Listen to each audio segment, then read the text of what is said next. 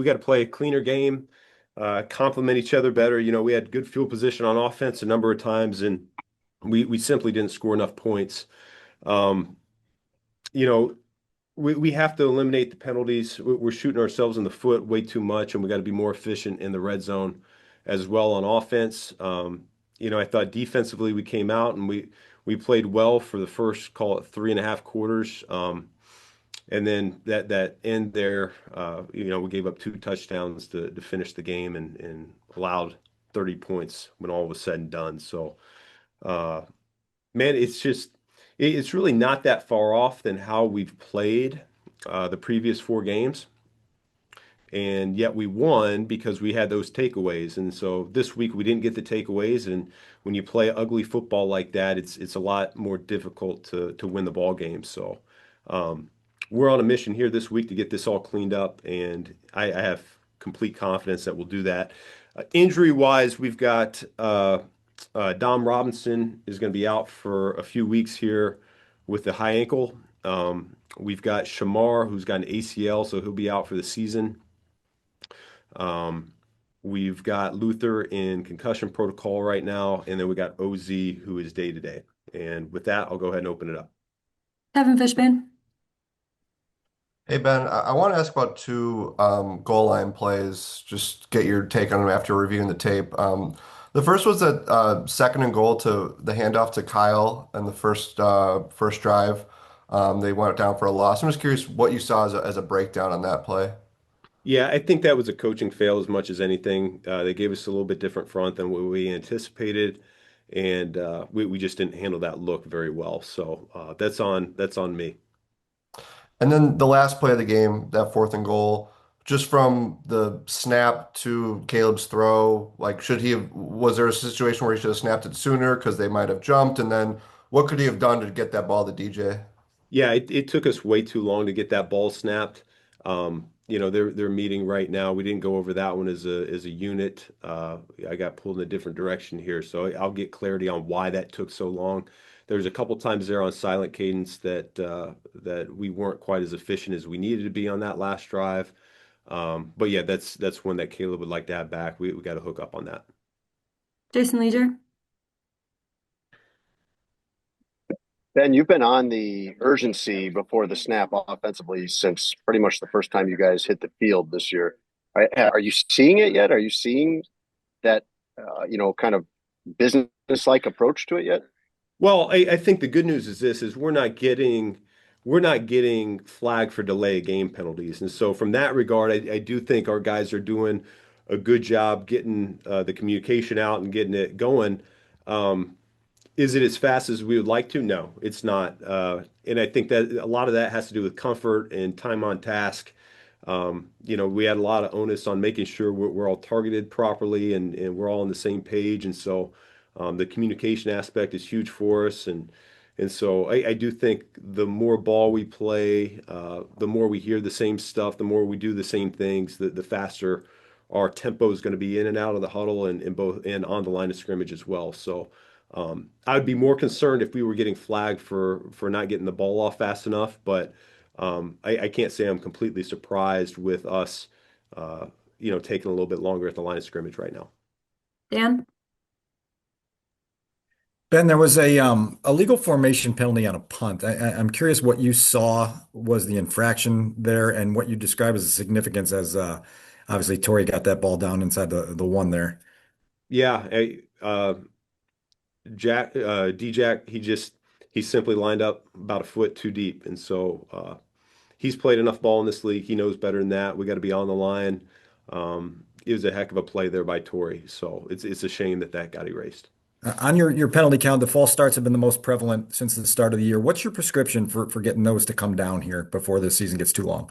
Yeah, we've talked about it with the players. We'll certainly make sure that they understand, especially now that we lost a game and penalties were a big culprit as to why we didn't have the success we wanted to. I think now it really opens Pandora's box up here where, hey, all hands on deck here. We got to get this thing fixed. And we've been harping on it as a coaching staff, and when it results in a loss, I think it just magnifies the issue that was at hand. Adam. Ben, quickly to follow up on that, how was that message received by your team leaders, your captains? And then what actions would you like to see them take this week to change those penalties? Yeah, would like us to stay on side. So, Yeah. it's During the simple. practice week, yeah. Yeah, it's discipline. I think they're as fed up with it as everyone is in the building, and so they understand it's just not what good football teams do, and I think they're going to take ownership of it. I think we're going to be just fine. And then with Caleb's interception, after the game, he said it was a good read. He was just a bit late on the throw. I think you described it a bit differently. After you watched that interception with him, what did you tell him? What would you like to see done differently on that play? I'd like to see him check that ball down. Pat Finley. Ben, when you're in the low red zone from the 10 and in, what's the particular challenge as a play caller? I think we go in each week with a plan to attack the defenses that we're anticipating that we're seeing on tape there. Um, we put a lot of onus on being able to run the ball down there. I thought we could have done a little bit better inside the 10 this week. We had some negative plays that certainly didn't help the cause. Um, but no, I feel good about the plan we put into place, and we just got to focus on our execution and in our details. And there at the end, uh, is there, could Caleb have checked to something quick at the line rather than kind of look over and get the play? I believe that was what, between first and second down, something like that. You talking about the end of the game? Yes. I'm pretty sure we went on the ball on everything, Right. didn't we? You may have, but the 15, 20 seconds that, Yeah, we wasted too much time. We didn't do a good job, and like I said yesterday, I could have done a better job there as well. Sean.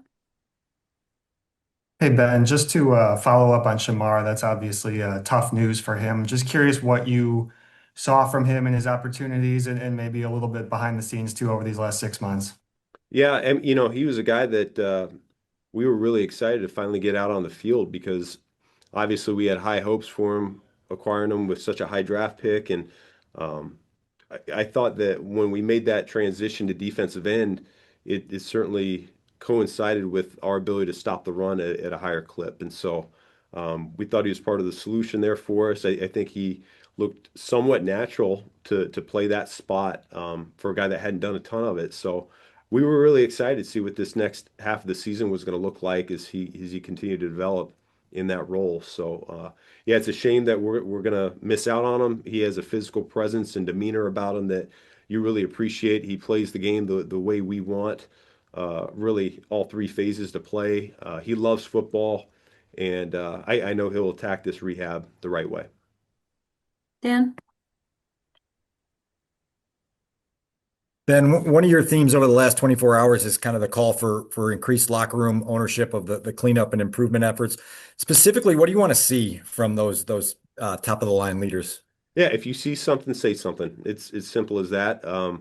We gotta continue to work on our practice habits and get better in that regard. And I think they understand what I'm looking for. We're going to be in good shape. Kevin. Ben, what did encourage you from Caleb's performance yesterday?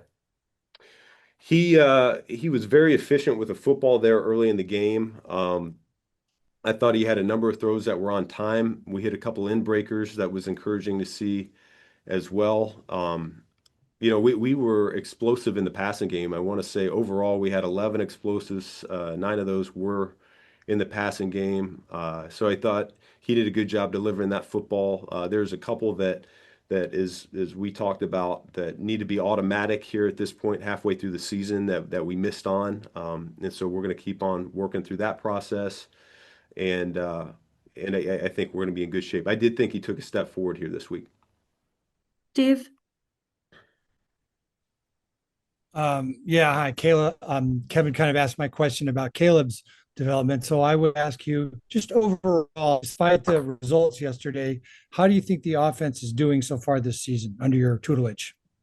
We're moving the ball. We're not scoring points as often as we'd like to. So I kind of felt it since the start of the season is when we get the first down, we're able to move the ball really as at will, if you will. And so we're just not resulting in the points. Our red zone percentage is down. We need to score more touchdowns when we get down there. And then if we had two more 3-and-outs here this week that once again, if we get the first down, we're in good shape. Last question, Pat. And I presume Austin Booker gonna come up from IR. Yes.